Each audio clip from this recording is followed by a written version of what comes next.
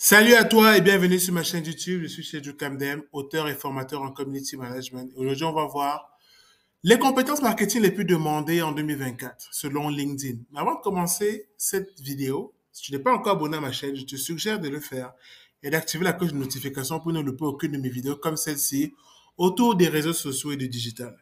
Tu es prêt pour ces compétences marketing les plus demandées? C'est parti. Alors, à la cinquième position dans ce classement proposé par LinkedIn, on a l'étude de marché. Il vous faudra développer ou alors acquérir cette compétence pour pouvoir justement faire une étude de marché concernant un produit ou un service dans un environnement précis. Et c'est très important de pouvoir acquérir cette compétence pour l'année 2024, mais également pour les années à venir. À la quatrième position, on quitte l'étude du marché pour tomber sur l'emailing. Savoir mener une campagne de newsletter est importante avec des outils appropriés comme MailChimp ou encore Brevo. Il ne suffit pas juste d'avoir une adresse mail, mais il faut savoir développer toute une stratégie de campagne marketing basée sur l'emailing. Dans le top 3 des compétences les plus demandées en marketing pour l'année 2024, selon LinkedIn, il y a le montage photo et vidéo, notamment avec Adobe Photoshop. Et oui, en réalité, on veut vous dire ici qu'il va falloir, en tant que marketeur ou communicant, savoir manipuler des images ou des vidéos pour pouvoir faire des petites modifications, voire des grandes modifications. En deuxième position, le SEO. Pouvoir être capable de faire du référencement naturel grâce au moteur de recherche. En réalité, il faudra ici optimiser régulièrement les pages web des entités dont vous aurez la charge pour qu'elles puissent apparaître dans de très bonnes positions, notamment au-dessus de la ligne de flottaison, lorsqu'on va rechercher les termes autour de vous ou de votre secteur d'activité. Et la compétence numéro 1 la plus demandée, eh ben, c'est la mienne, hein, c'est le social media marketing, le community management, le social media management. Je vous invite donc à aller dans la barre de description. Il y a un lien pour débuter une formation tout de suite dans les réseaux sociaux et je vais vous accompagner à acquérir cette compétence dès maintenant pour l'année 2024 ou les années à venir. Donc voilà, si tu as aimé la vidéo, lâche un pouce, commente et on se retrouve très vite pour une autre vidéo comme celle-ci autour des réseaux sociaux et du digital. À très bientôt! Chedjou Kamdem est un social media expert. Ce jour, celui qui a bâti sa réputation sur le community management nous partage les secrets de ce métier qui gère l'image, la réputation des personnalités sur la toile. Il est l'invité de la semaine.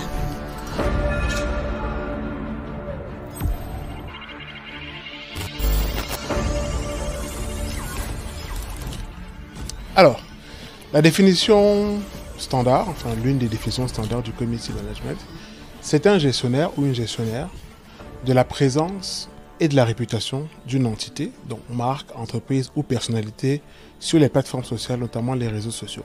Mais on peut également englober la partie blog, la partie forum. Donc c'est vraiment la personne qui va définir une stratégie parce qu'il y a également le social media manager. Mais dans un contexte camerounais, lorsque vous êtes community manager, vous êtes également social media manager parce que vous devez aussi monter la stratégie d'une entreprise et l'implémenter. Techniquement, c'est le social media manager qui fait la stratégie et le community manager qui l'implémente. Mais au Cameroun, vous devez faire les deux.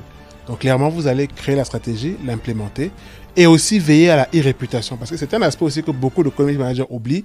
Ils pensent généralement à animer une communauté, mais il faut surtout veiller à la bonne réputation de l'entité qu'on gère sur les réseaux sociaux.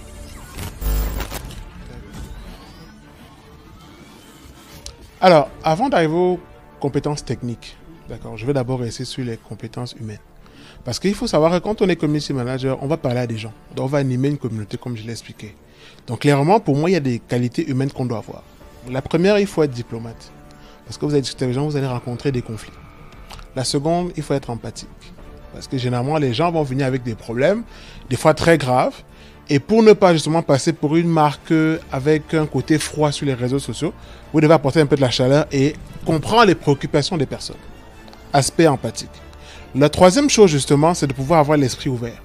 Parce que être un community manager, ça demande aussi d'être curieux et ça aussi le côté, la culture des réseaux sociaux. Parce que généralement, dans le domaine du community management, j'ai souvent envie de dire, la seule constante, c'est le changement. Ce qu'on va prendre, ce qu'on a pris en 2022, ce n'est pas ce qui va se passer en 2023. Actuellement, on est un peu bousculé avec l'intelligence artificielle qui bouscule un peu l'activité des community managers. Donc, clairement, il y a des nouveautés, il y a des changements dans le domaine. Maintenant, les compétences techniques, il faut déjà savoir écrire pour le web. Parce qu'il y a écrit, peut-être pour le journalisme, il y a également écrit pour Internet. Il faut savoir aussi comprendre le fonctionnement des algorithmes des réseaux sociaux. Parce que chaque réseau social, Facebook, Instagram, Twitter, TikTok, a une manière différente de fonctionner. Et en tant que community manager, vous devez savoir justement comment ça fonctionne pour pouvoir alimenter les contenus d'une entité sur chacun de ces réseaux sociaux, mais aussi pouvoir conseiller à une entreprise où aller en fonction des objectifs qu'elle va atteindre. Et puis bon, à côté, vous pouvez aussi avoir des compétences plus poussées, que ce soit dans le domaine graphique, c'est-à-dire si en tant que community manager, vous pouvez monter des visuels et créer des vidéos, c'est vraiment un plus parce que vous allez pouvoir être un bon community manager avec plusieurs casquettes et des fois, ne pas forcément avoir toujours recours à un graphisme pour faire certaines tâches assez basiques dans votre domaine. Peut-être ajouter un logo sur une image, mettre des sous-titres ou coller des vidéos.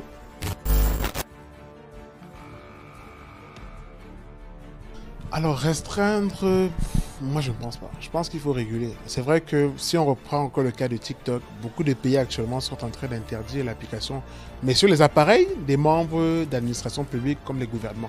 Parce qu'il y a cette histoire d'espionnage ou de la chip. Mais bon, moi je pense qu'il faut plus réguler en fait. Ça veut dire que s'il y a une application qu'on estime peut-être dangereuse pour la jeunesse, les adolescents surtout, on peut se dire que de telle heure à telle heure ça ne passe pas. Parce qu'on sait que généralement les jeunes, c'est plus dans la soirée, la nuit qui sont addictifs et surtout qu'on a du mal des fois à se détacher du téléphone la nuit. Or là, on peut interdire ou on peut restreindre l'application, peut-être de 22h à 6h, comme on le fait dans certains pays. On peut également pousser les gens à mieux s'informer à travers davantage de créateurs de contenu qui seront mis en avant.